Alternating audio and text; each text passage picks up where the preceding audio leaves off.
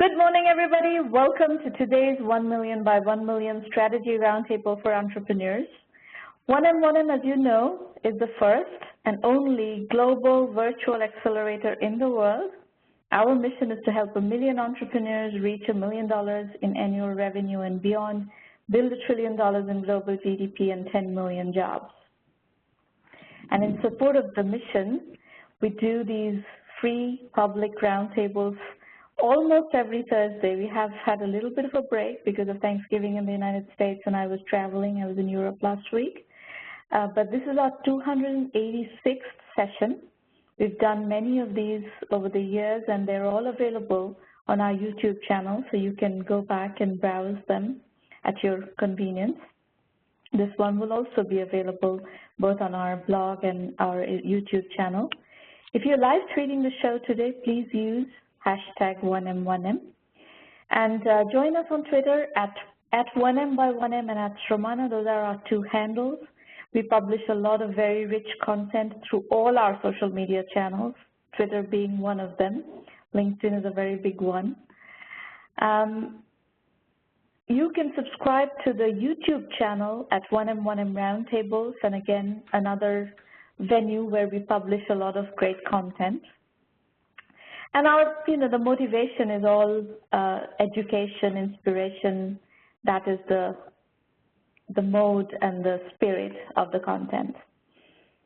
So these are the call-in instructions. We're not quite ready for call-in yet. We're going to do a little conversation first, but just for your information, there will be a dial-in time, call-in time, and you can make a note of the numbers and the instructions here. I will put the slide back up later on.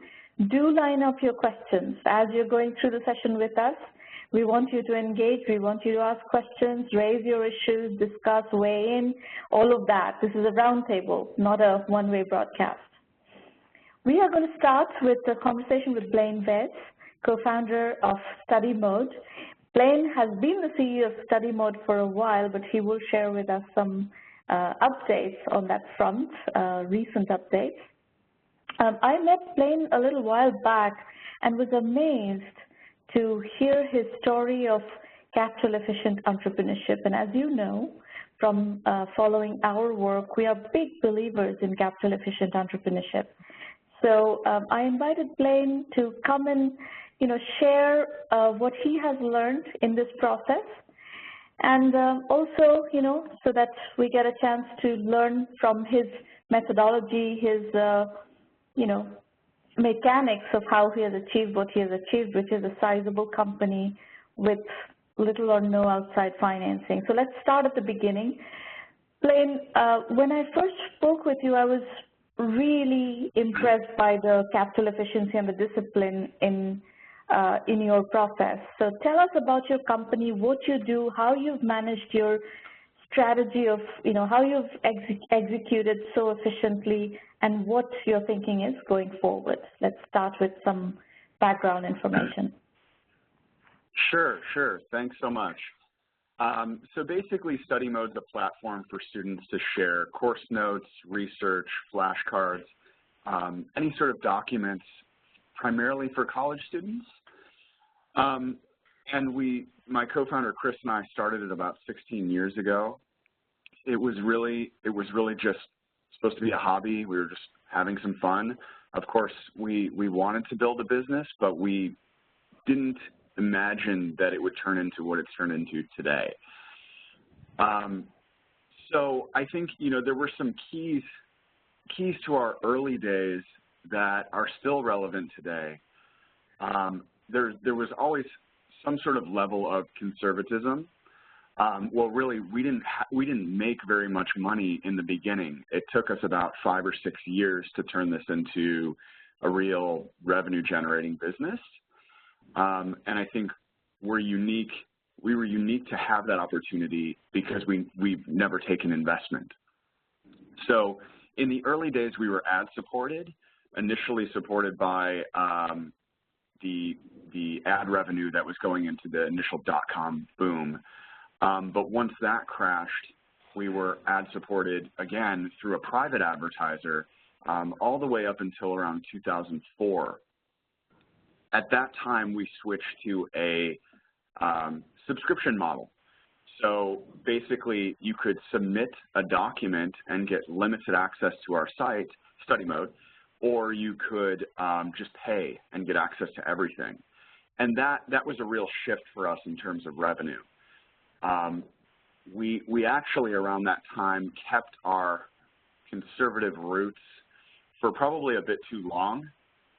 It was actually up until, well, let's see, initially from about 2005 to 2007, it was just two of us, and we had gotten revenue to over $1 million with very high margins. And, you know, we were still doing the coding ourselves, most of the design, the product, everything, which I'm not sure if I would do it that way again. I don't think I would. I think we waited too long to build the team, which we actually didn't start building the team until around 2011.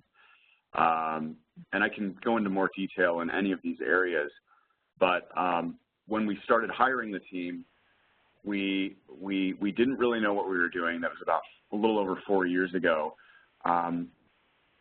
But we believed in, you know, we really wanted to reinvest in the business and build something more traditional. So anyway, we've been building the team for about 4.5 years, and now we're about 45 people here in Los Angeles. We also now have a team of about 15 people in India. But I'll dive deeper in areas that you'd like. Yeah. So let me know. So then you touched a little bit upon your business model shift from advertising to a subscription model, which you went to a freemium kind of business model, right? Correct. So talk to us. Freemium is a very difficult business model to make work and to make substantial revenue on. Please talk to us about how your business model works, how you drive conversion, you know, what is free, what is paid, and what experiments. Give us some view into the experiments that went into figuring out what people are willing to pay for. That's of great interest to us. Sure. So we switched to the freemium model in 2005, and a number of the businesses in our space switched at the same time. Basically, everyone was ad-supported, and a new guy entered the space, and everybody knew each other. It was a very, very small space. But a new guy entered, and instead of being ad-supported, he was charging for access to the research database. And actually, he had some of the sites in the space. He was advertising on some of the sites in the space, and people were making a lot of money, and people just kind of realized, hey, this is working pretty well. This must be working pretty well. So our whole space switched from ad-supported to freemium model. It was a pretty exciting time because I don't know, people didn't, you know, a lot of people have tried freemium models in a number of spaces that haven't really worked. But for us, it's relatively simple. So you can submit a document and get limited access, which varies for us actually. Traditionally, that meant you submit a document, you get access to about 5,000 documents on StudyMode. They weren't necessarily the documents the exact document that you wanted, but 5,000 research topics, you can usually find something that would be helpful. We switched away from that somewhat recently, and we have been trying different models. Like you submit one document and you get access to 1, or you submit 1 and you get access to 10. We're trying to actually just make our users happy. We found that even though we were giving access to 5,000 documents, like I said, it wasn't necessarily the documents that people wanted, and that would turn some users off. So really, it's all about, we're just trying to figure out what makes users happy. So the basic principle is that users in the community will have to contribute to get access to other people's documents, yes? Other people's lecture notes, course notes, etc. Exactly, correct.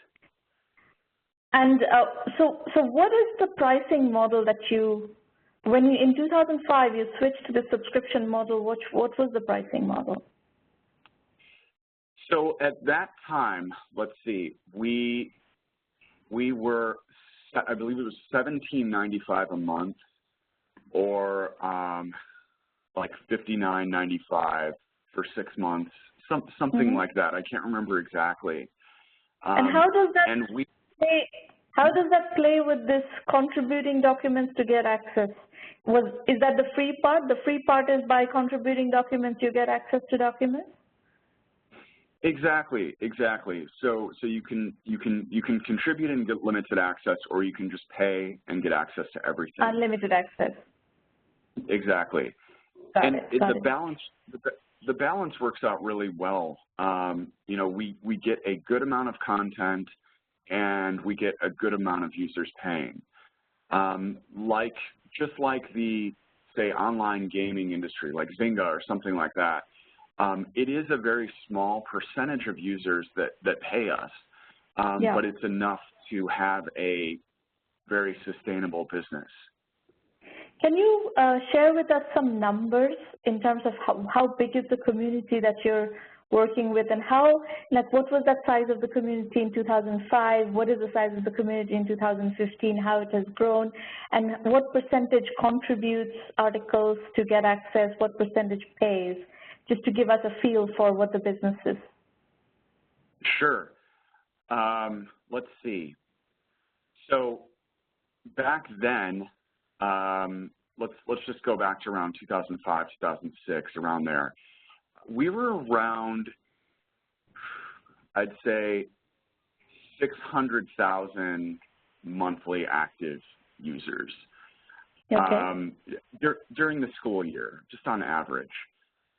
Now, through StudyMode and a couple of our international versions of StudyMode, we're at about 60 million monthly active users.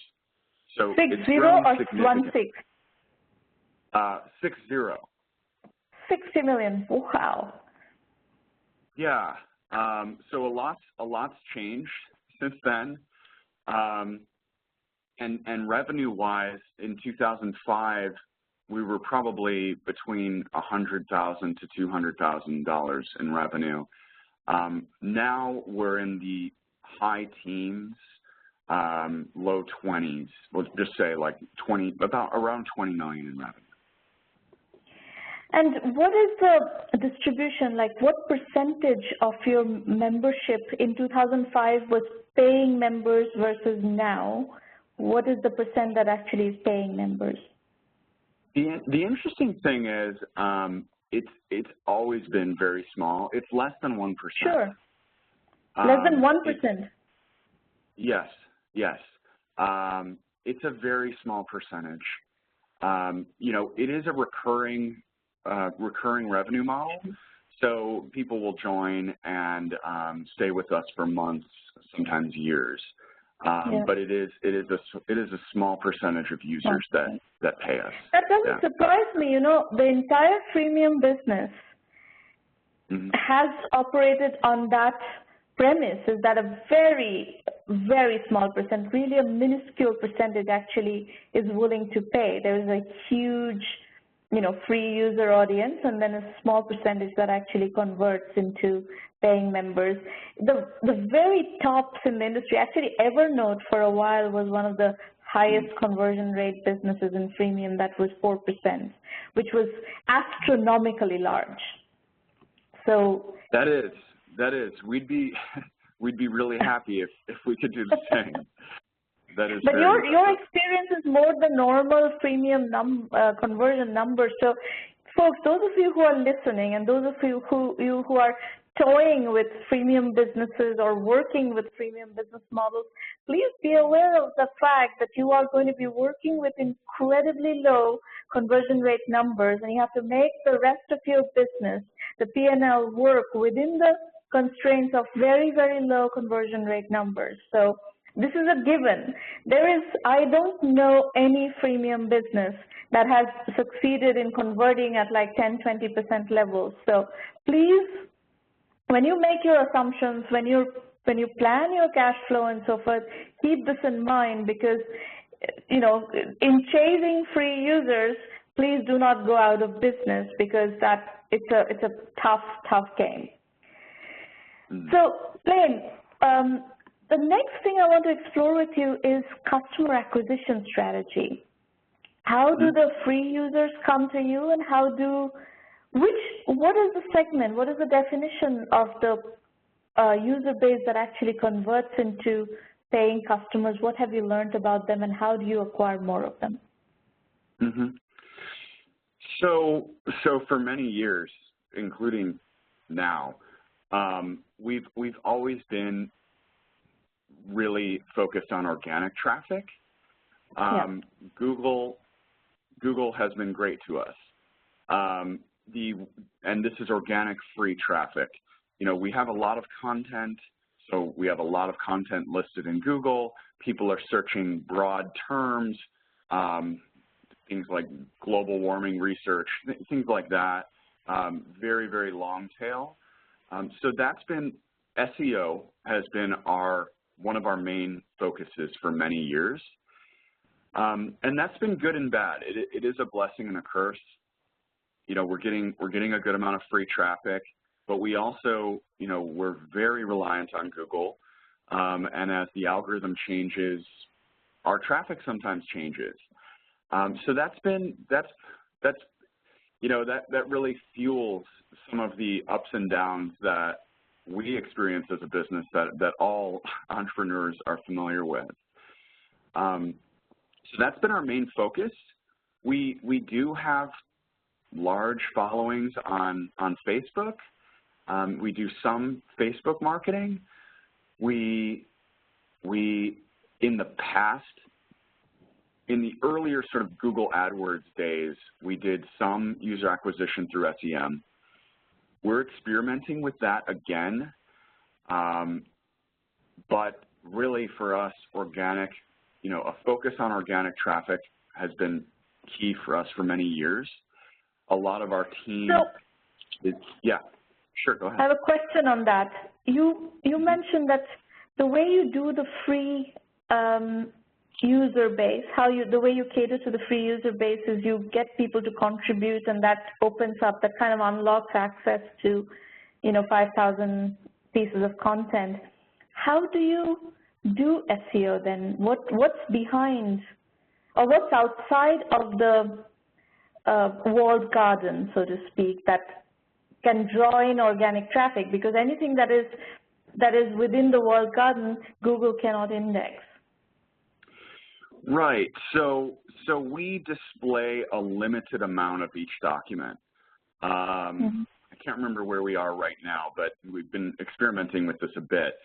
But let's just say we display 1 to 2 pages of each document, so the user can get a sense of how, the quality of the document, the writer's style, what the notes look like, things like that.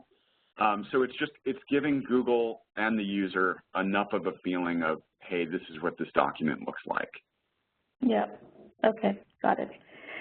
All right. So now the rest of my question was, what have you learned about the small percentage of your user base, of the 60 million users, who actually convert? What are the characteristics of conversion? What kind of users convert typically? Sure. So these are typically college students. That's who we've always gone after. Really earlier on, the philosophy was, well, college students probably have the ability, at least a number of them will have the ability to pay for our services, the ability to get credit cards. So that was, an earlier philosophy. We do, and these are typically undergraduate college students. We do have a number of students, who are later in life going back to school, graduate students of all ages, I would say. Yeah. We do target high school students as well. We want to familiarize high school students with our brand, as early as possible, and we do that through some of our other products like flashcards. We have advanced placement notes, and we have book notes as well, and those products are all completely free. So we're primarily making money on our research course note database. Okay. Now, you talked a little bit about your team building strategy, and that if you had to do it again, you would do it differently. Talk to us a little bit about how you did it.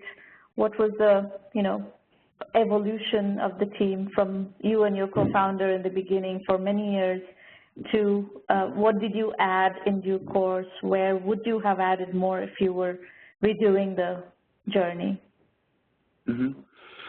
So it started out with just us. We did all of the jobs. We did, coding, design, customer support. I've basically done every job that you can do at my company at one point or another. Then in around 2007-ish, we hired some developers on Odesk, and that was more of like a mentality shift, like, oh, we're making pretty good money. We can pay people who are frankly better coders than we are to help us build this thing, and we can start focusing on higher and higher level things. So there was that level of building. But when we first decided to build a more traditional team here in Los Angeles, we first hired an assistant, actually, to start taking some of the minor things off of our plate. So that was our first hire. Then we hired a couple of developers, and I wouldn't, we definitely weren't the best developers around, but we had enough knowledge that we felt that we could find some pretty good people. So we used recruiters, actually. I know some people don't like to use recruiters, and some people think they cost too much. But for us at that time, we didn't have a big network, and recruiters were really helpful to us. So we started with a couple developers, and from there, our team evolved in just sort of this way, like we felt we needed someone, or one of our other team members were like, hey, we really need to hire this type of person. And what can I say on that? Well, there's one key to that, and there's a book called Rework, written by the founders of Basecamp, and it's a great book for startup founders. But one thing they talk about is hiring when it hurts, and that was something that we did in the early days and still do. It's just building the team as needed, rather than just, some people, get their satisfaction comes from like, oh, we're this head count, we're 30 people, we're 40 people, 50, whatever it may be. But really hiring when it hurts, it's just about, okay, do we really need another developer yet? Do we really need another product person? The Basecamp guys really stress, I believe it's hiring when someone's at about 110%. You don't want to burn someone out. But wait till the timings, wait till it's really necessary. So that's kind of how we built our team. And you're now at 45, yes? Yes, exactly. What is the composition? What are the functions of the organization? So we're actually a very tech and product heavy team. So basically, we've got a decent sized dev team, like 15 to 20 people here in Los Angeles. Throw in product and design, you're getting into the mid 30s there. We've got, some SEO folks. We've got some operational people, as well as, we have you know, typical like office manager. We have a customer support person. But the content is entirely user-generated, right? There's no content that you're producing in-house. That's correct. That's correct. We do have some curated content, some content we've acquired or had written, like our AP notes or our book notes. But otherwise, you know, 99.9% of our content is user-generated. Okay. Now, in terms of where you are today, one thing you mentioned that you have made a major management change. You may want to talk about that, and I'm curious to hear what is the thought process around StudyMode today, your capitalization. So far, you're completely self-financed. What is the long-term thinking in your organization today? Sure. So let's see. So my co-founders and I ran the business ourselves for about a little over 15 years. And I give us credit. I do give us credit for being able to take it from, you know, 3 guys working out of a house to a 40-something person company. So we were able to make that transition just through having great advisors, great team. You know, a lot of people helped, but we still hadn't taken capital. We still don't have like a formal board. A lot of pieces that traditional businesses have. So we made that transition nicely. About 8 months ago at this point, I did hire a president to help us out. His name's Thomas, and he has a very complementary background as well as just more experience than we do. So he most recently was at savings.com. He was there pre and post acquisition he was the president there, and they sold it to Cox Media Group. He was at a company called Razor Gator earlier in his career, which was going head to head against StubHub, and actually lost that battle. You know, StubHub won, but he's got experience around raising a lot of money. He sold some businesses, just areas that we just don't have, you know, experience in. And anyway, what I learned after hiring him was he had more experience in almost every area than we do. So I've kind of, for the last 8 months, taken a back seat. I was still in office for quite a while, but these last few months, I kind of just let him really step into his leadership. And yesterday, I actually handed over the CEO reins to him as well. And I just really got to a place where, you know, did it for 16 years. It was wonderful in so many ways. And at the same time, I realized I really like contributing at a high level. I like being involved. And yet having new energy plus more experience has been just fantastic for the organization. And so anyway, at this point, I'm formally the executive chairman, and Thomas is just running with it as CEO and president. And are you thinking about raising money, or do you want to sell the company at this point? What would you like to see happen? What would the management team like to see happen?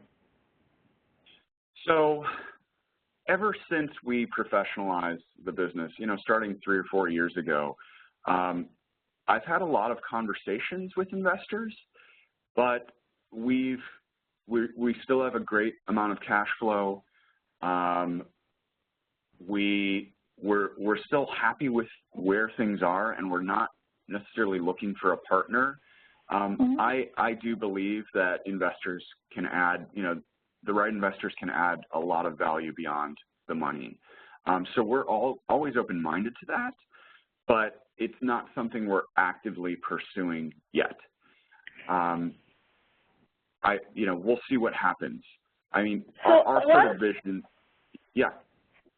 Before you go on, I just want to, you know, discuss one this decision is a decision that a lot of people who have bootstrapped successful businesses face, right? And if you contrast your situation with Evernote's situation, for example, Evernote has built a very interesting company with serious conversion rates on a freemium business and so forth. But in my opinion, it's a highly overcapitalized company. And if you put that much pressure, that much growth pressure, that much valuation pressure on a business that has such low conversion rates, it actually becomes an unsustainable situation. So this is something you should take note of. In your decision of raising money or not, don't put yourself in a position that sets you up to fail where you have already succeeded. Now you make a set of decisions that puts artificial level of growth pressure on the business and basically screws it up. Yeah, we are cautious with that. You have to be careful. We've seen even businesses in our space like Chegg, who raised a ton of money, has had a hard time. But they seem to be figuring a number of things out. But I know it's been, they raised so much money, they went public, and it's been a rough journey. And referencing sort of the gaming space again, a friend of mine said to me once about Zynga. He said, maybe they just weren't meant to be a multi-billion-dollar company. They could have been very happy at a certain level, and then when everybody wants to go bigger. But when you shoot for the stars and don't quite make it, it can be very, very hard. So it's something we're conscious of. You talked about Basecamp earlier, the founders of Basecamp. One of the founders of Basecamp recently wrote a very powerful article called Reconsider. And all of you in the audience, if you haven't read this piece, you must read this piece.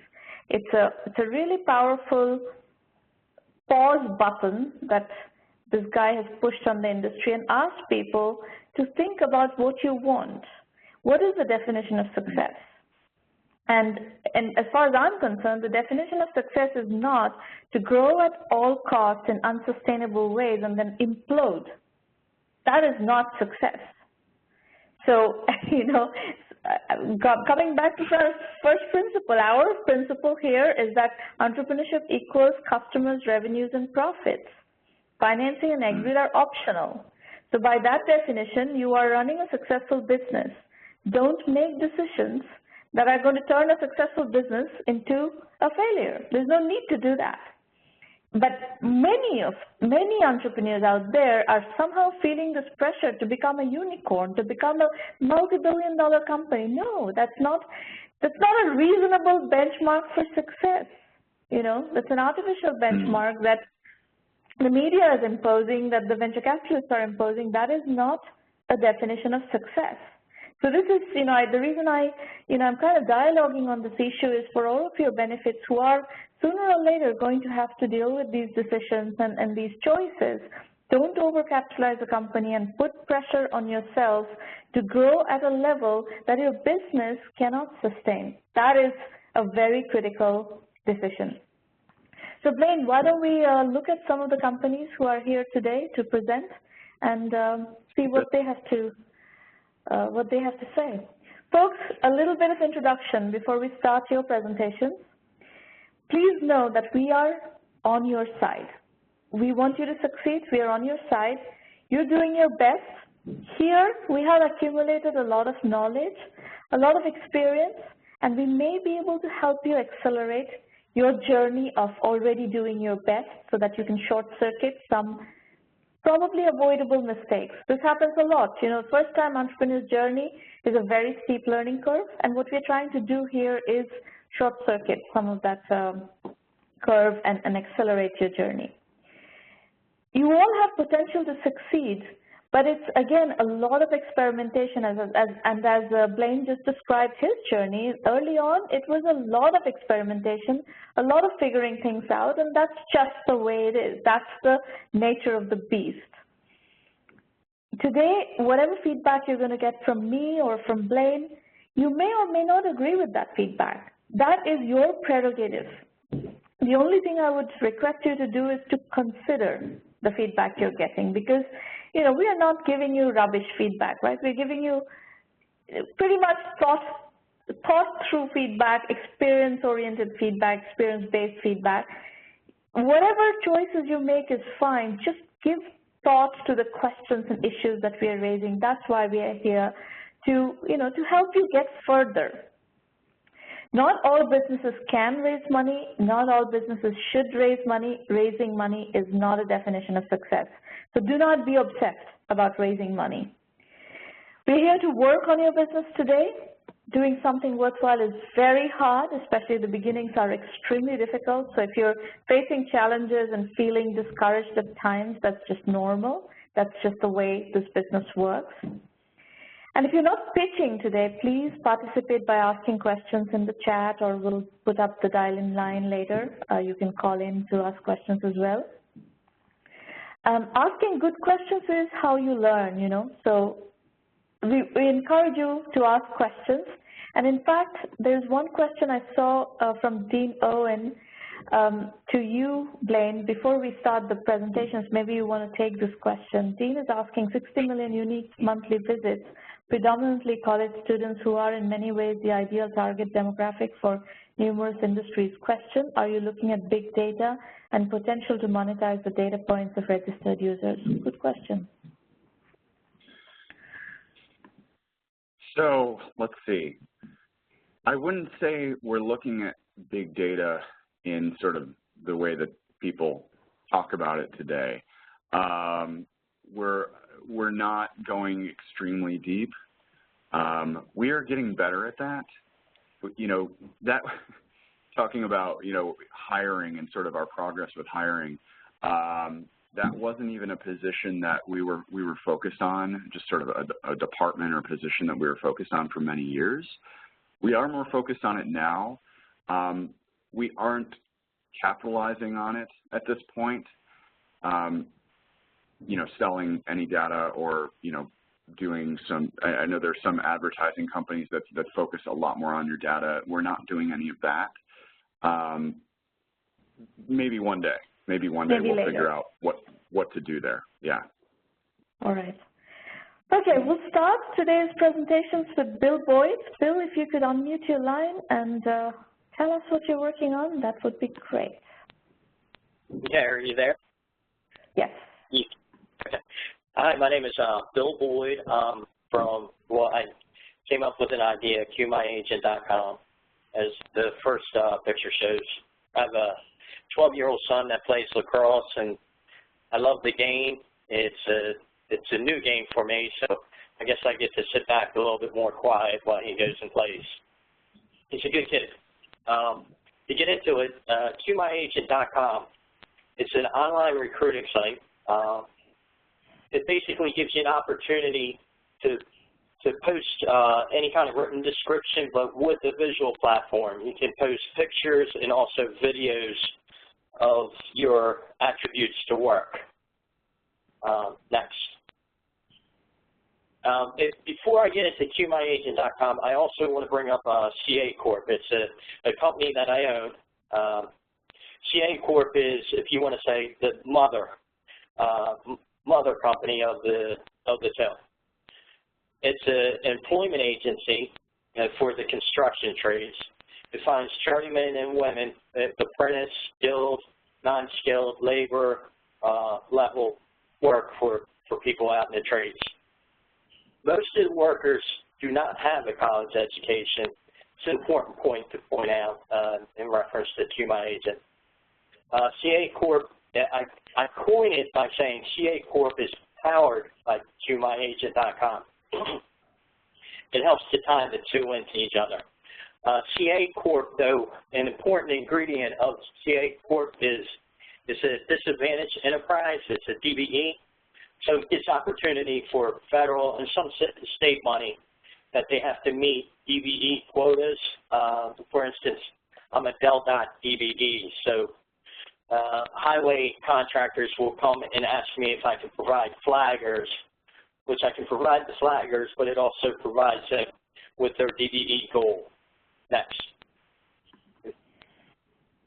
QMyAgent.com, now CA Corp is an employment agency, but QMyAgent.com is an online recruiting. So when I'm sitting down with my clients or potential clients, I feel that they're basically the same people that I need to talk to. QMyAgent.com, job seekers and employers try it. What I have to hurdle it is the job seekers and the employers to cross over and try QMyAgent.com, trying to pull them away from a career or LinkedIn or Indeed. There is, you know, SEO companies and social media, also with us being out and participating in career organizations. I do offer discounts, opportunities for participants in the training and the education facilities. If there's like a trade school or something like that, I offer opportunities for that. CA Corp's clients and employees, I try to set up a shell for them, for their profile. And Bill, basically, yeah. Bill, I'm going to stop you for a moment. This presentation is not going well. What we need to understand is what is it that you're trying to do. You're going back and forth between CA Corp and QMyAgent and so forth, and it's very confusing. The presentation is very confusing. So let's focus on which one are you trying to build as a business, and which one do you want feedback on here? Okay, the QMyAgent.com. That was the biggest hurdle. QMyAgent, what is the target customer? What is the offering? What exactly are you trying to do? What are your questions? QMyAgent.com is a social media social media online recruiting agency, and I'm just. And how is it different from all the online recruiting sites out there? You have an opportunity. You have an opportunity to interact with each other. If you're a job seeker or if you're an employee, on several different levels, and you can post, besides written descriptions, you can also post videos and also pictures of your work.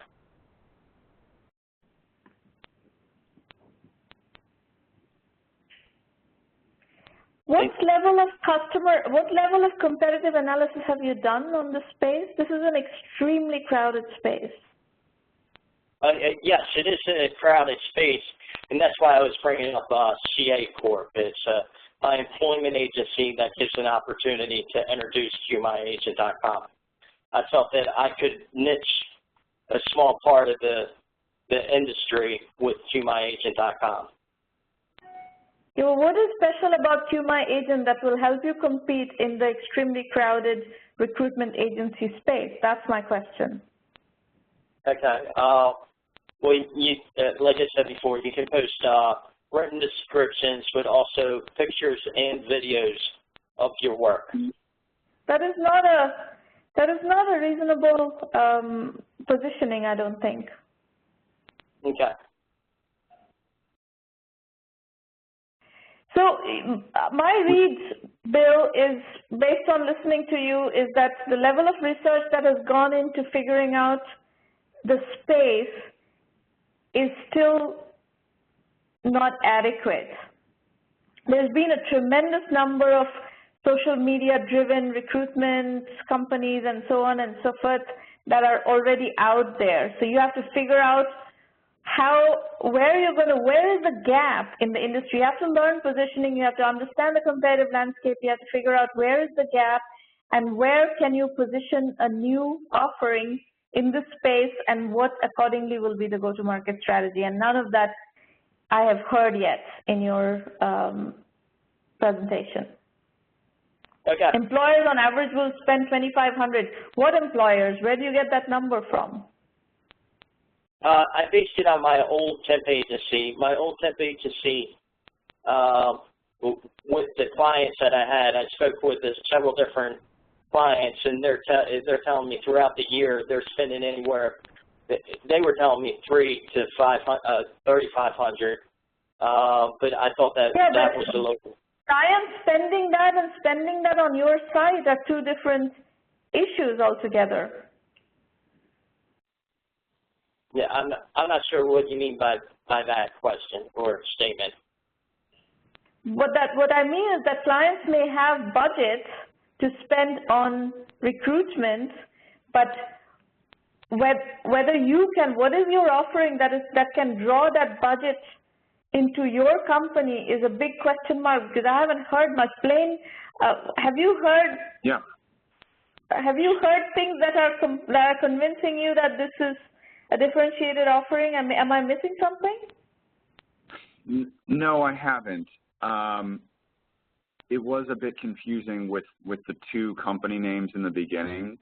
It sounds like there maybe your background, there's something there that maybe we're not getting here. It sounds like maybe you have some experience here. So perhaps starting out with a slide on why you.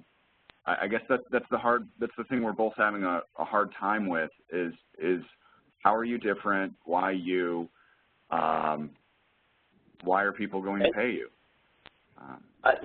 When I put this thing together, that was the major hurdle, is the confusion of why I have an employment agency, but I'm also talking to people and trying to show them my online recruitment. With the employment agency, I used to own one before. It was just strictly laborers. I was doing about $1 million a year. And when I was in the industry, I just saw problems with it. Like the people coming in, I had to basically write their resume, write this, and turn around and sell them. And then when I stepped out of the employment industry, I'm an electrician by trade. I saw Career Builder and Monster. They would have great programs where you can get thousands of applicants, and it was very easy to apply after you set it up. But I just thought it was missing a gap for someone, even like me. I'm not a great writer, and as you can see, I'm not even that great at maybe presenting this. However, I just thought, if they could see pictures of my final panel or my conduit runs, they would understand, rather than someone reading and saying, God, he used too much bold, or the font is too small. I just thought that it's just Career Builder and Monster. It's great for the professional end. However, I just thought for the trades and the lower level, below college level people, I thought there was an opening. Bill, I think you're starting to think about where that gap is. We just have to spend, it's like what you have here probably in your head is like this the slab of marble that needs to be chiseled and cut to come up with the right positioning for what you're trying to do. And right now you have little bits and pieces here and there. We really need to tighten it and figure out where is that gap, because the industry, the online recruitment industry has come way beyond Career Builder and Monster, which started in the mid-90s. A lot has happened in the industry since Career Builder and Monster.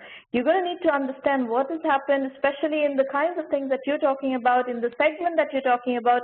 Let's say these are not college-educated people.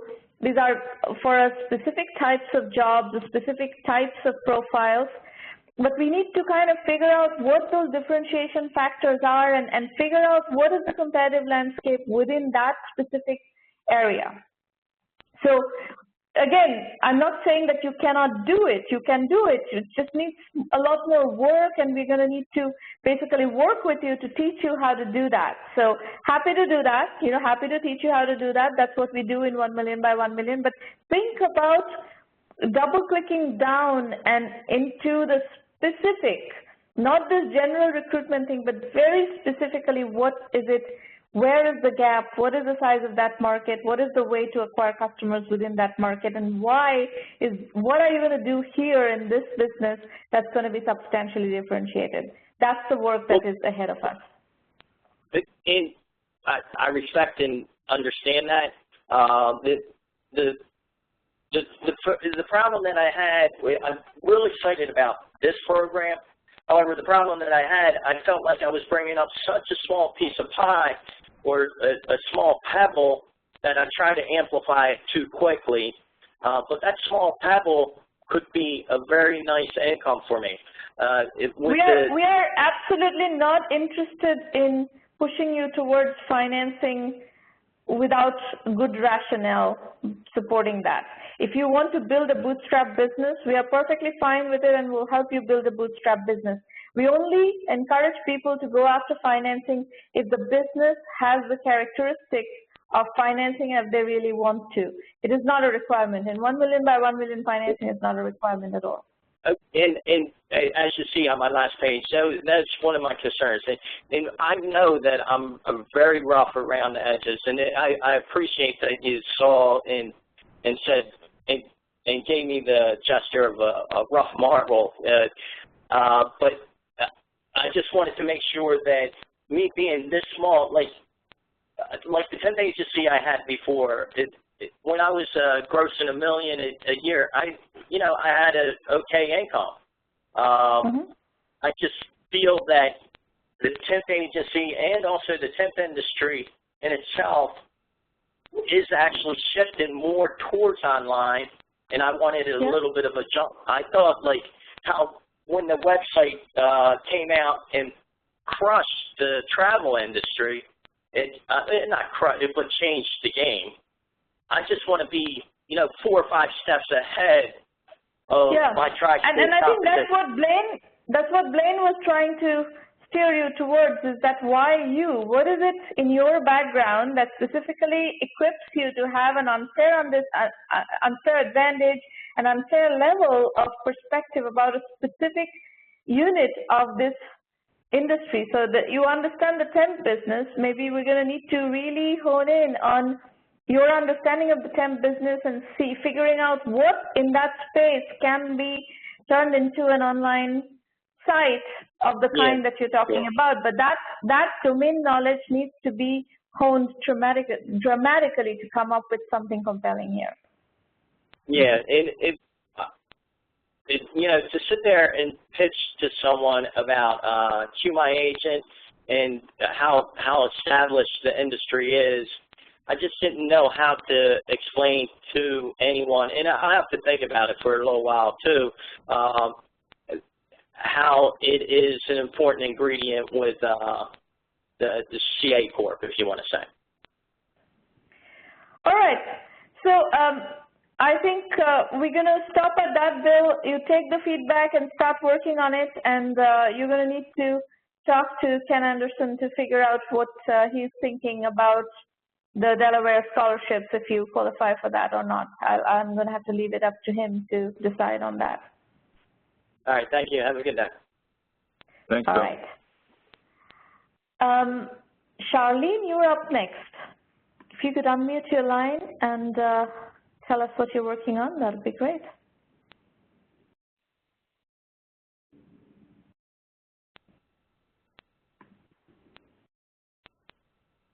I'm sorry. You there? Yes, I'm here. All right. Can you hear me? Yes, can you hear me? Can hear. Yep. I'm sorry. Good afternoon, Blaine and Sharmana. Thank you so much for having me. My name is Charlene Poe, and Totally Yes is the name of our startup.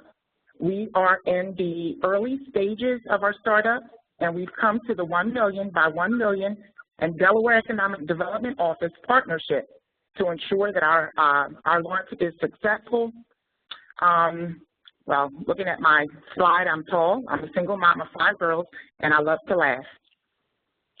All right. I quickly acknowledge the need for greater strategy and execution support, along with many other needs, including an accurate TAM analysis. We desire to take our startup to the next level, However, we need greater assistance with doing that, so I will just go and introduce Totally Gas. Okay, it was kind of covered up. We've positioned our platform in the gift card space, in the gas and auto segment of the gift card space as an evangelist for smaller brands. We want to be a member-based marketing and promotional platform exclusively for local, regional, independent C-stores. Totally Gas would be the nation's first business-to-business gift card marketing and promotional platform. And again, it would be exclusively for the smaller brands in the C-store industry. Slide 4, please. Charlene, before we go to the next slide, why did Sure. you name this company Totally Gas? Given what you're trying to do, why is it called Totally Gas? Because the brands in the market, they would sell gasoline. So hence the name Totally Gas. They would sell motor fuel, retail motor fuel. Okay. I was a little confused too. I had just written down that the name was a little confusing. I actually thought it was like a gasoline distribution company. So it's just something to think about when a couple people are really like confused. You know? Yeah. Yes. I don't like this name at all. Okay. Okay. The problems we're solving: high onboarding and ongoing fees for single store brands, barriers to entry for smaller brands, leveling local, regional gift card playing fields, confusing, overcrowded mall displays, and limited out-of-store marketing and promoting for the smaller brands. Slide 5. The target market, as I mentioned, are the local, regional, independent C-store brands. The brands that we're targeting, they usually sell fuel. They have one or more stores. They have their own gift card, or they want one, or loyalty rewards program.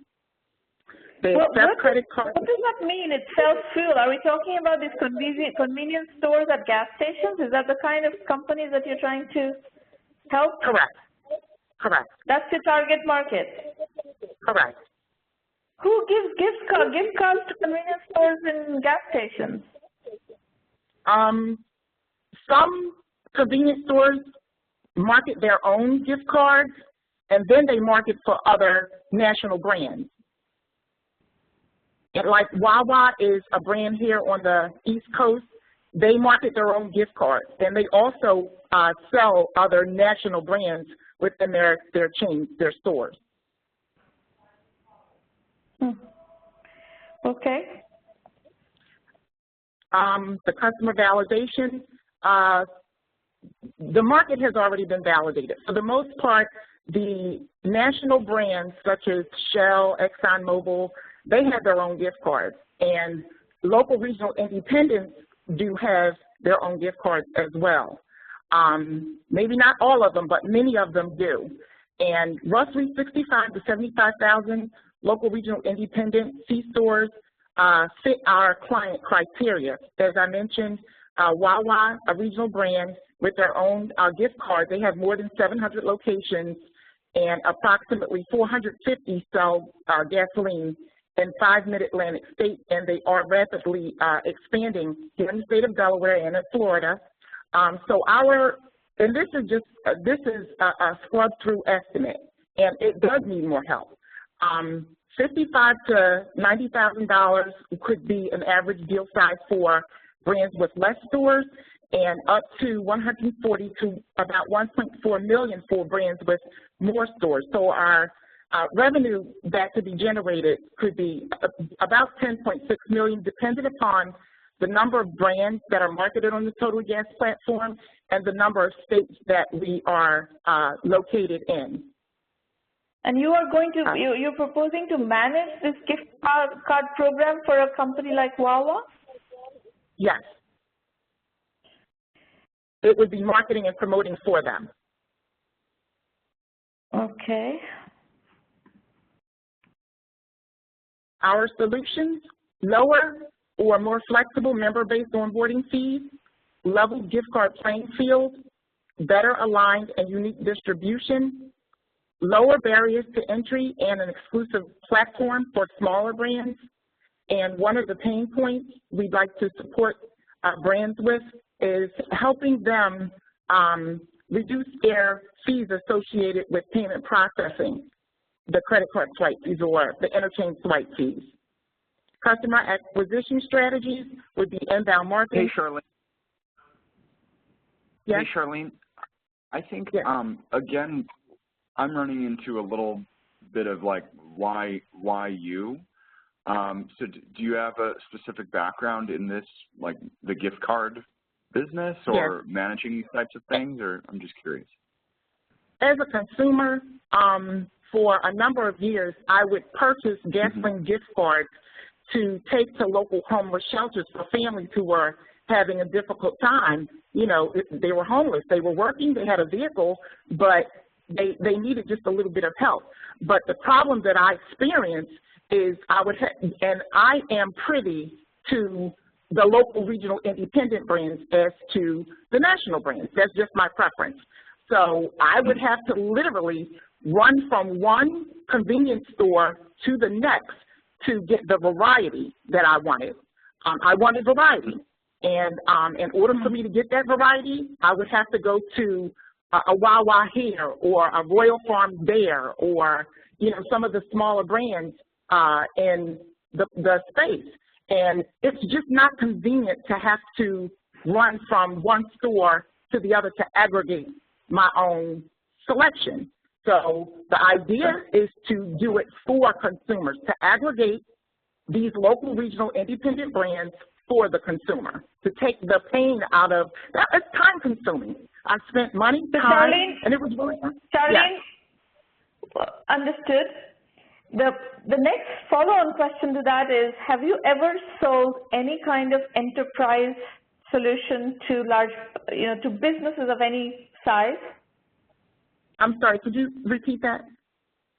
Have you ever sold any kind of enterprise solution to businesses? So this no, I have not. You're not selling to consumers. This is not it may be solving a consumer's problem, but to actually make this business work, you're going to need to sell your solution to companies like Wawa yes. and other retailers who are going to be your clients. Have you ever sold anything to retailers or any kind of businesses? I have not. That's why I'm here. I would need help with doing that. So that's a big question mark from my point of view, and Blaine actually led you to that exact question, is that will you be able to do that? It's, you know, this is a whole different ball game. You're talking about doing, you know, multi-tens of thousands, maybe in some cases hundreds of thousands of dollars of deals with retailers who are going to be using you to run their loyalty programs. First and foremost, again, there is a comparative analysis work needed because there are companies who do that. And secondly, the question that Blaine is asking you is that why you? How are you going to compete with those companies that are already doing this out there? What is it that you bring to the party that is unique and will help you differentiate? And what is that differentiation strategy here? The differentiation strategy, I believe, would be, we would be focusing on convenience store brands that are local, regional, and independent, as opposed to the national brands that are being marketed on national. But I think the people who are doing outsourced loyalty management programs are focusing on that segment. They're not focusing on the large companies. The large companies run their own in-house loyalty programs and gift card programs. The ones who are doing outsourced are focusing on the independent brands. So that's not a satisfactory answer. Okay. Also, you're quoting these billions of dollars of TAM numbers. This is, again, TAM needs to be bottom-up TAM. So this 1.22 billion, I don't buy into that. You need to learn how to do TAM analysis. Again, we can teach you how to do all that. So, you know, there's a steep learning curve involved for you here, given that you've never sold anything to businesses. And then the next question is, how are you going to build this product? There's going to be a significant amount of product design and product building. who else is with you who will, do you have any experience of building a product like this? Actually, our goal was to be positioned in the market as a third-party distributor. So we would distribute, say, Wawa or Royal Farms gift cards, and we would market them in basically non-traditional channels. And those channels would be to put Wawa, Royal Farms, and some other local regional independent brands in retail channels such as AutoZone, Pep Boys, places like that.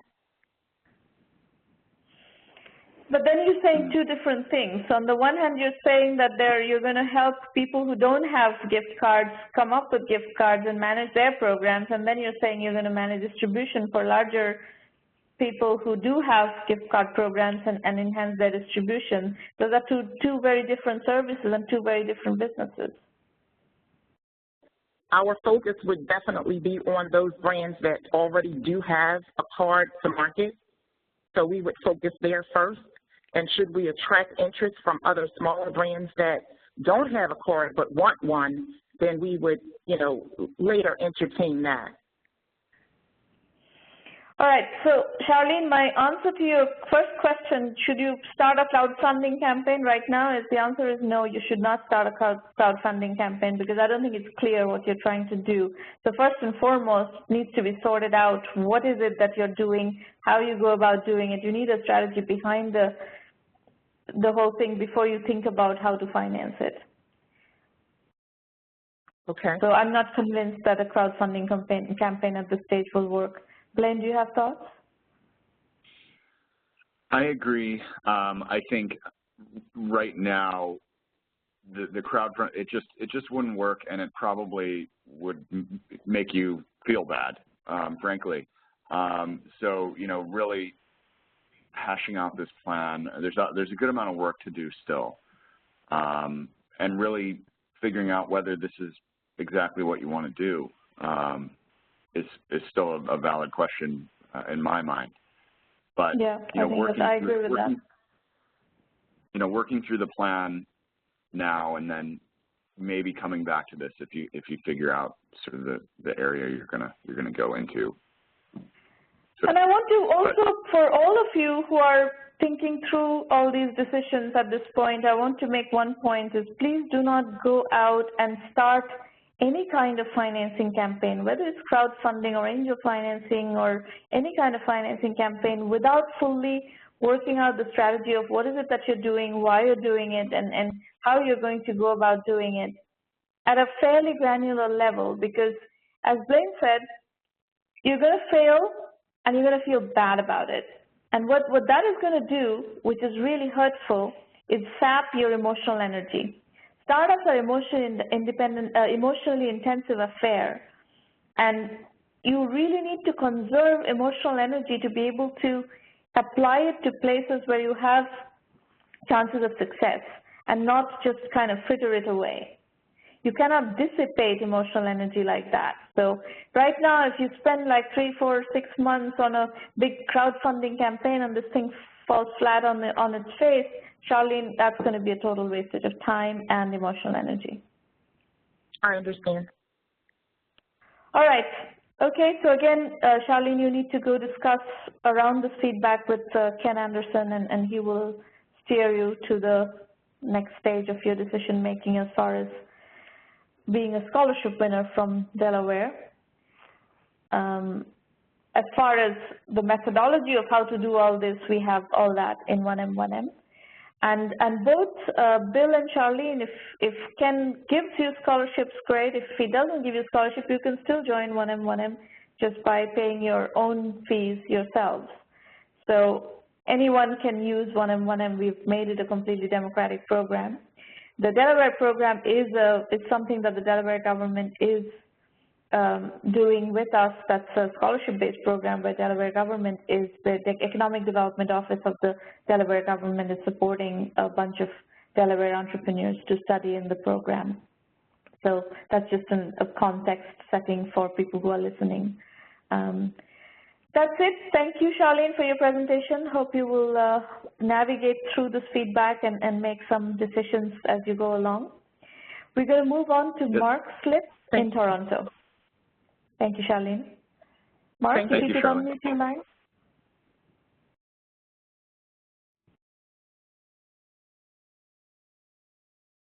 Mark, are you there?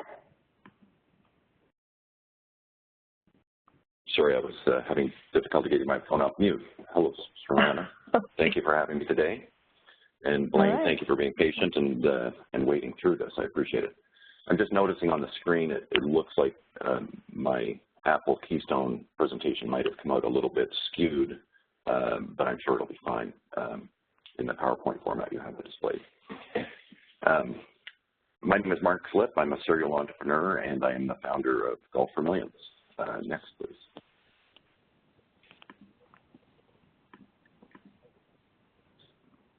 Golf for Millions is a national annual closest to the pin competition. It's held locally at golf courses. We provide golf clubs, cloud-based engagement software. We grow revenue for clubs, and we provide recognition and prizes to golfers and golf professionals. We are a medium for a select group of advertisers. There are 600 million rounds of golf played annually in North America and 2.4 billion par 3 shots. Next, please. We're currently raising $3 to $3.3 million. I've personally invested $1.9 million, and there is a market, as mentioned earlier, of more than 2 billion shot sales, and we're forecasting capturing less than 1% after 5 years in business. The advertising budgets of our target partners exceeds 20 billion annually, and we're forecasting capturing significantly less than 1% of that. Next, please. What does revenue run rate 1.7 million means? Are you already doing $1.7 million in revenue? No, we're in our first season. We've run a couple of pilots, and we're targeting about 1.7 million for the first 12 months, which will end at the end of August.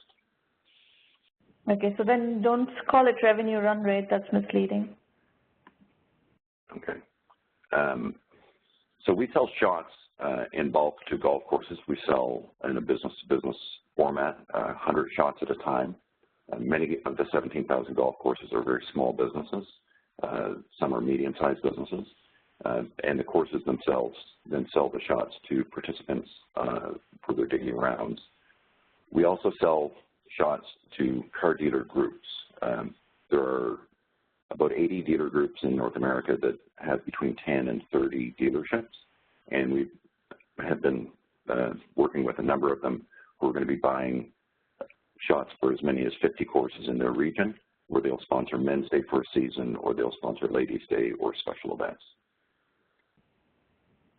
We have a partnership with Rolex currently, and we're in discussions with a couple of national car companies.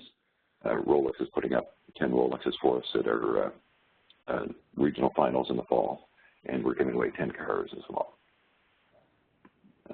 Currently, based on our tracking of shot sales, our first prize for the closest to the pin at our national final will be roughly $800,000 for the first season. Next, please.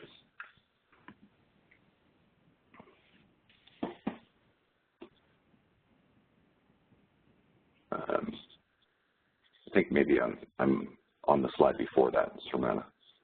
The competition industry includes businesses like Ironman and Tough Mudder. If you're familiar with Tough Mudder, it's a recently launched business that now exceeds 100 million in annual revenue. So it's a bit of a different or a newer type of industry where people participate for recognition. Next. In sales channels, we have currently got 6 reps across the country, the United States, in their regions. Our reps have been adding anywhere from 2 to 5 courses each week. We're in the midst of transitioning that model a bit. We have in all of our endeavors at Golf for Millions the undertaking to ensure everything we do is good for our members, good for the participants, good for the courses, and good for us. If it's not helpful to one of those groups, we will not provide the service or make the offering. Next slide, please. So in the social media marketplace landscape, we've been engaged in building this business for a number of years.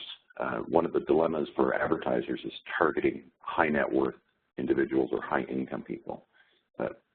private banking, corporate banking, car companies are not interested in advertising to people who make less than $30,000 a year.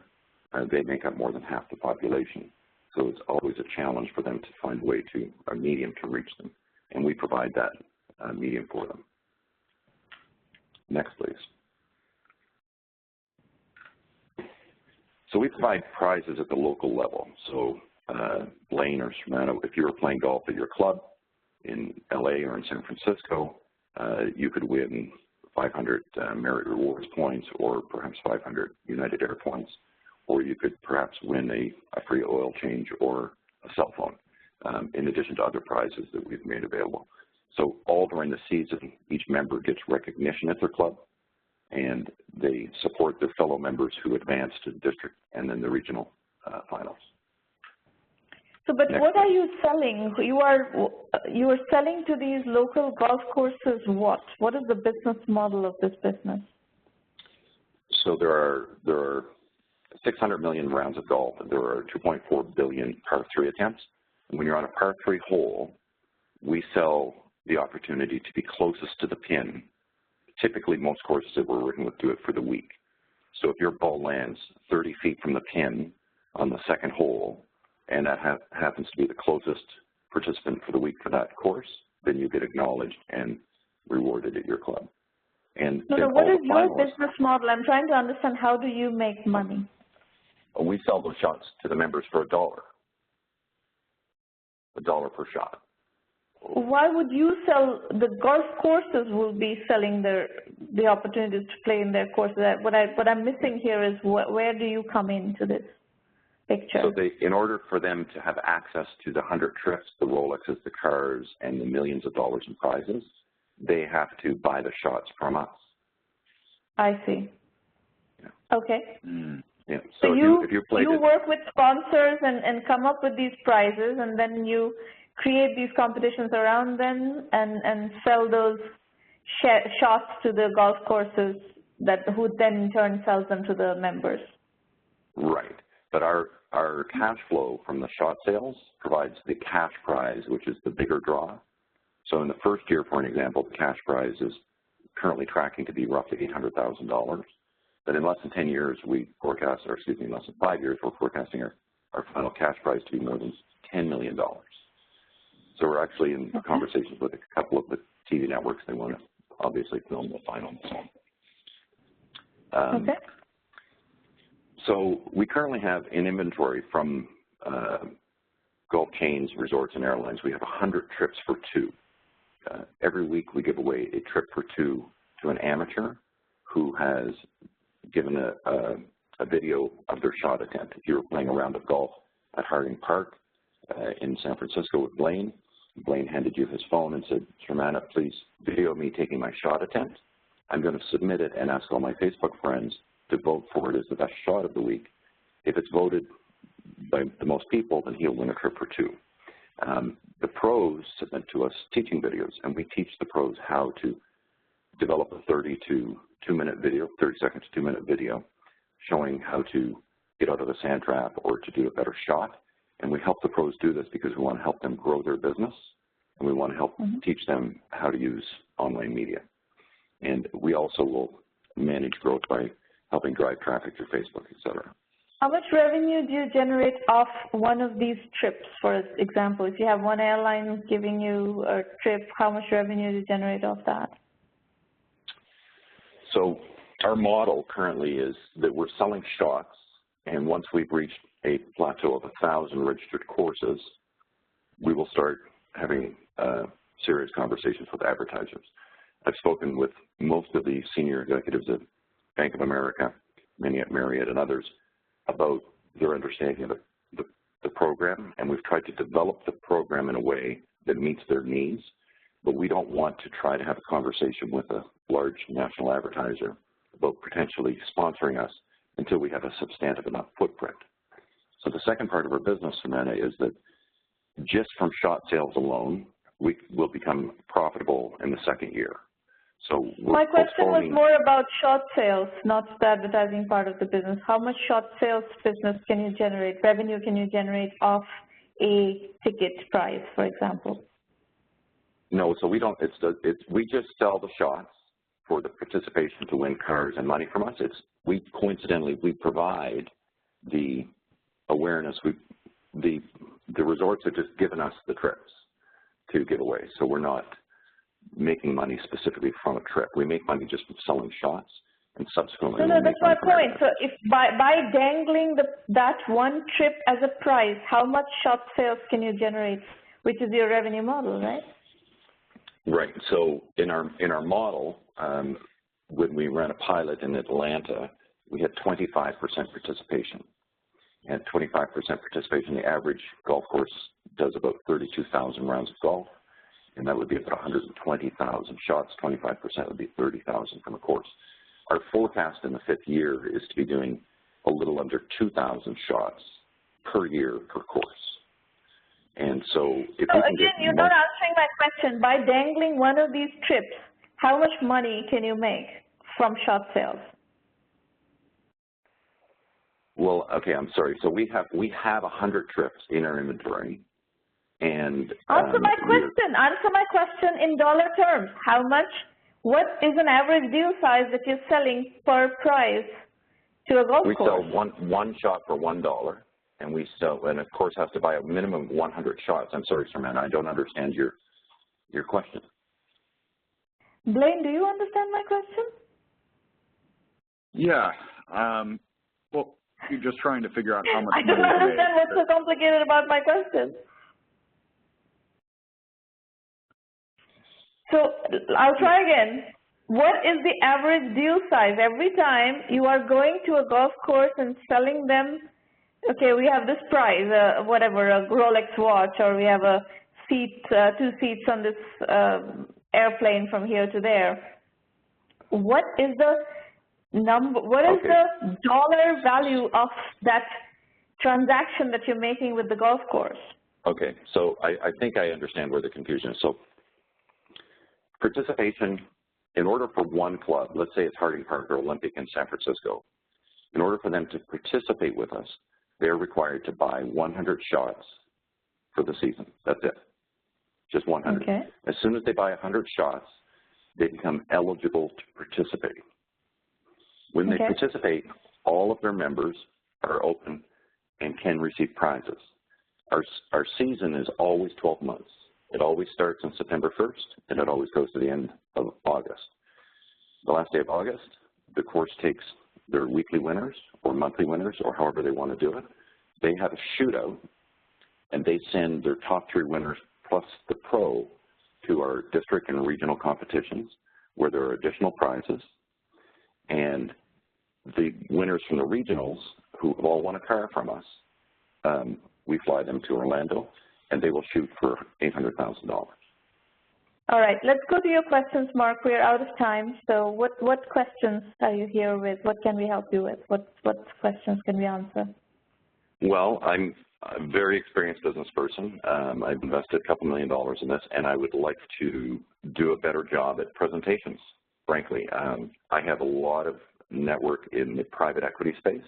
The people in the private equity space do not know anybody in the venture community, and I do not know anybody in the venture community. And I would like to learn to give a better presentation, some more clarity. So this presentation is not our typical venture capitalist presentation at all. You know, the venture capitalist presentation has a specific format, and the kinds of questions I'm asking you about average deal size and, you know, how does this, what does the sales channel generate, how, and how do you, I understand that you're selling to the golf courses. I understand some of the dynamics of how you're trying to set this business up, but it is confusing. Blaine, what did you find the presentation confusing, or is it just me? Yeah, it is confusing. There's a lot going on. It's hard to really nail what the business is. You know, I think you talked about software. Then there was competition and prizes, videos, you know, selling shots. There's a lot going on. I actually took just on the presentation question specifically, there's a company called Duarte. It's D-U-A-R-T-E. they offer courses for doing presentations, and also they just have a lot of information online and some books as well. You know, just to sort of tackle that question, I would check out some of their points of view on doing this. But yeah, I think, you know, there's a good amount of work to do here for sure. Okay. And of course, Mark, we would like you to use our methodology, not Duarte's methodology. Certainly, sorry. Anyway, so Mark, I think, you know, some of the things that if I'm receiving this presentation as an investor, as a potential investor, I'm looking for TAM, I'm looking for business model, I'm looking for private pricing model, I'm looking for average deal size, how does this business scale in terms of, you know, what is the channel needed to scale this business, what is the customer acquisition model, what are the unit economics, these kinds of questions, and all that needs to be worked out. I think you have, the good news is you seem to have a lot of domain knowledge about how your business works.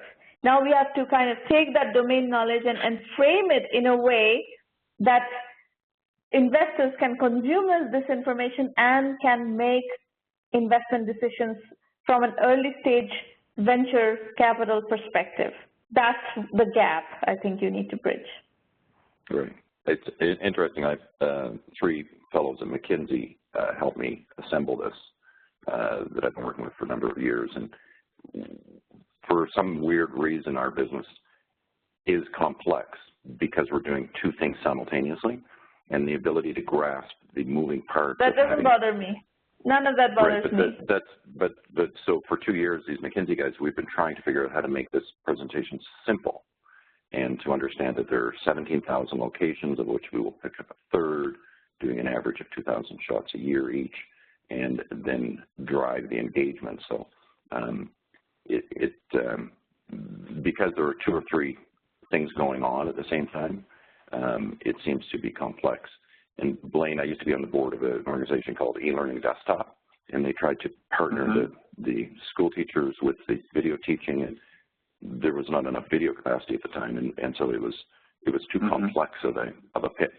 Plus, there were too early days of Blackboard and so on, so it was sort of doomed in other ways as well. But so just getting clarity on how to, yeah. I'm going to need to stop you, Mark, because we are out of time, and I need to spend a few minutes explaining how 1M works before we conclude well, thank you for having today. me. Thank you, Blaine, and thank you, Samantha. You're very welcome. Thank you, Mark. Very, very welcome. Folks, if you like what we are doing here, please refer 1 million by 1 million to serious entrepreneurs. And I underscored the word serious because we can only work with people who are willing to put in the work, and it's a lot of work.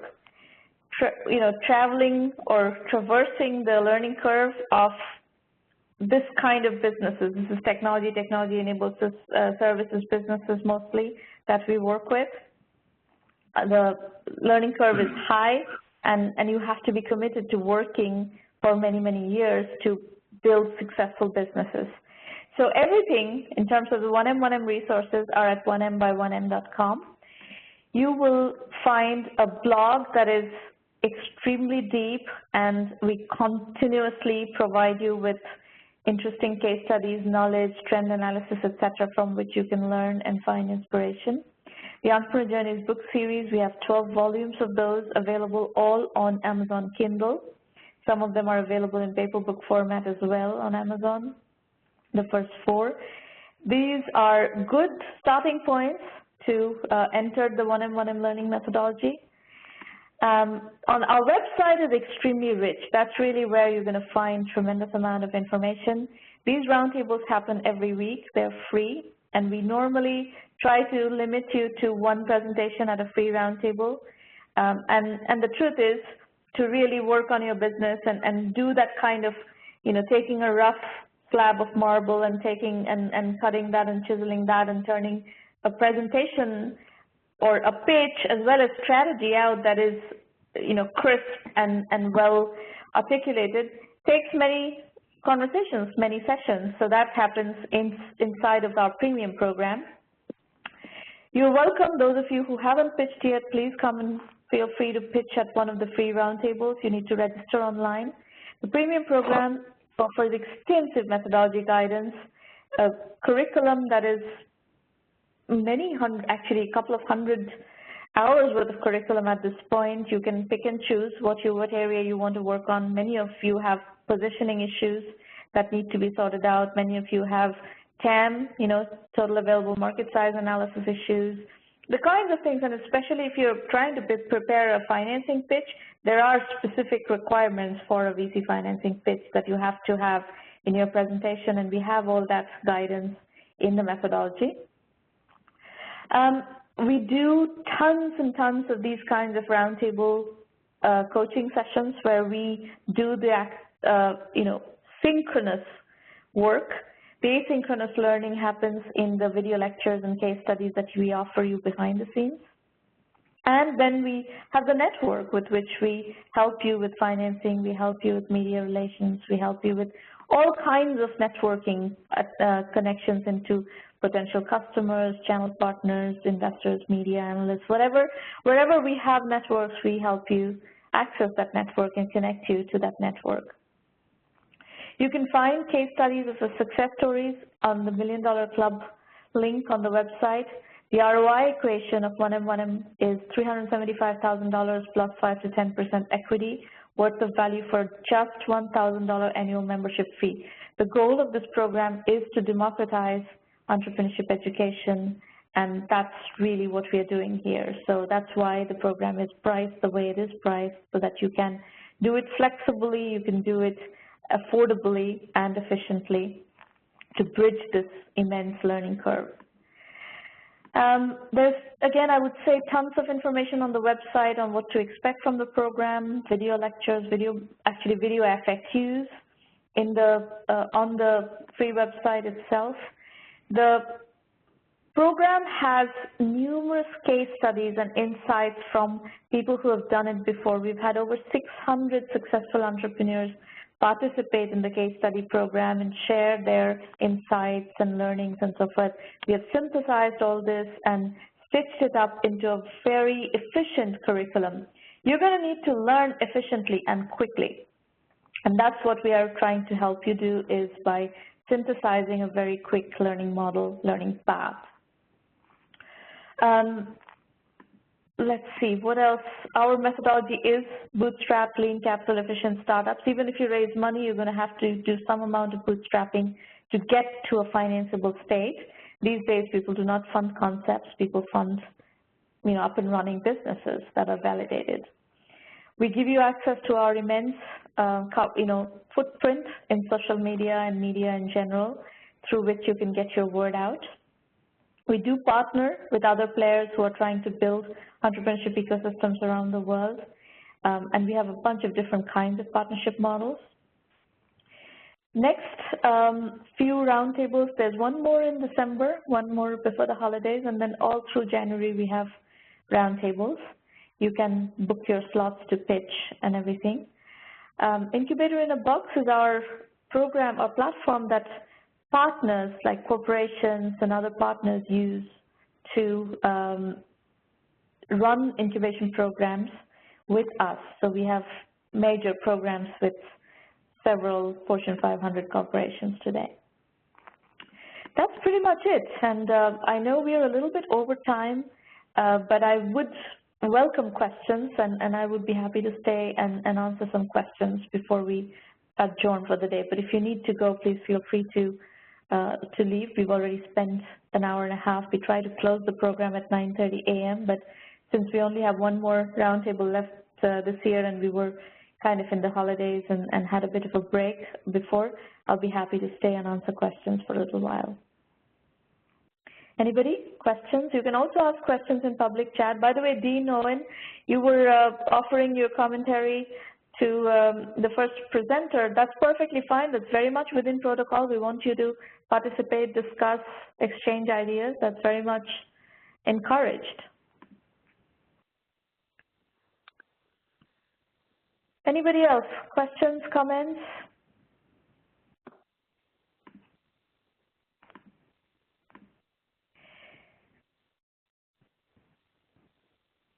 Gokul Vasudev, you're sending me, don't send me private messages, please, because this is a public chat right now. Gokul Vasudev is saying, when you're talking about the curriculum, is there a time for it, like 1 month, 2 months, etc.?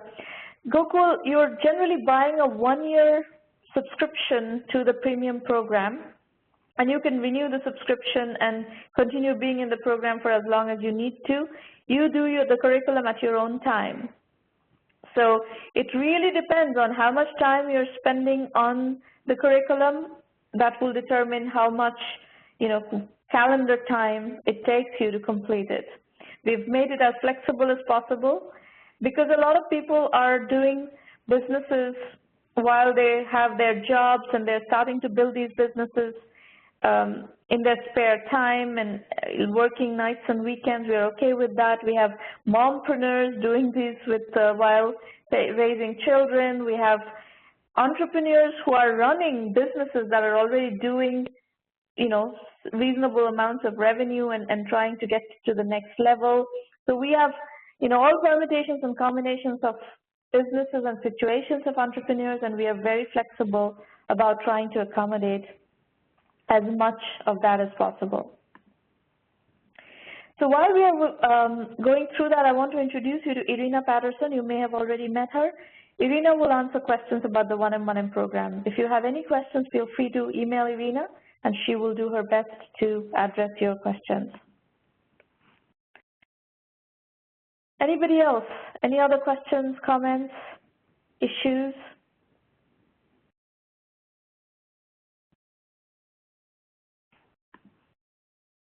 No? Well, Blaine, thank you very much for participating today. Your comments were awesome, and your story is fantastic, very inspiring, very interesting and insightful, and you were very generous in sharing the details of your freemium strategy, which I think was very helpful for our audience. Folks, we'll be back here next week, same time, same place. Please go ahead and register on the website for either to pitch or to attend, and we will resume the discussion next week, and we'll work on more of your businesses. This is a working session.